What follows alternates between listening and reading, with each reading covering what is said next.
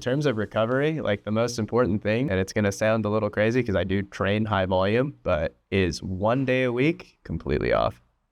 I've seen so many people that train high volume be susceptible to skin infections or just illness just because they're not taking any time off. That puts stress on your body, especially if you're competing multiple times in the same month, right? I think that 1 day off honestly does save me, allows me to reset for the week and attack my goals the next week with a fresh mind, fresh start. I think sleeping, right? Most people kind of have trouble to sleep. I think if you stay away off caffeine after like 5 p.m. and try to make sure that you have a good night of sleeping, stay away off screens and everything, it's gonna make a big difference in your recovery. The more stuff you can get to make your night of sleeping better, a comfortable bed, no light in your room, gonna help a lot. I try to take care of my sleeping. Yeah, to add on to what Roosevelt said, sleep is going to be the biggest one, because if you're not sleeping right, like just imagine trying to do your day on like 3 hours of sleep. Like you are not good the entire day. You're overcompensating with caffeine. And like what Roosevelt said, like you got to do all the things to set up your sleep schedule so that when you're in bed, you're knocked out. You spend like a third of your life sleeping, buy a better bed, right? You're spending 1/3 of your time there. You get a better bed, you have blackout curtains, you have a weighted blanket, all that stuff to make sure that you have the best sleep possible. Like that will probably be the biggest thing you can do for your recovery. Yeah, I think that the recovery stuff is honestly pretty simple. It's the stuff that like everybody knows that they should do. You just don't want to do it. Yeah. It's like you need to sleep, you need to eat good, you need to have some strength and conditioning in there. I guess managing that strength and conditioning is something that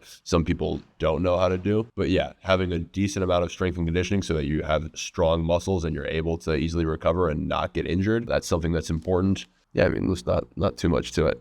Sleep, eat, exercise. No, like what you're saying about lifting. So many people are like, I'm not the big strong guy, I don't need to lift weights. At the bare minimum, it's injury prevention. Nobody likes getting hurt. Nobody likes staying off the mats for more time than they should. Just 2-3 lifts a week. That will help you stay on the mats. That way you can train as much as you want to train. Yeah, I would say that it's also important, particularly for jiu-jitsu guys, important to do some stuff to counteract all of this constant knee-elbow connection, all this bad posture, this constant rounding that we're always in, just to keep your back healthy. So doing some work like some Superman stuff, working a lot on pulling exercises, doing hyperextensions, working on your posterior chain, and just getting that good posture back to counteract all the time that we spent with rounded forward shoulders. I think that's really important for longevity. Sauna and cold plunging is great, but most people just like don't do it properly. They'll do 5 minutes in the sauna and think that they actually did something. You got to do like 15 minutes of it. And if you want to add in contrast therapy, you got to actually dedicate to it. Don't just jump in the cold water. Do at least a minute in it and you'll feel so much better.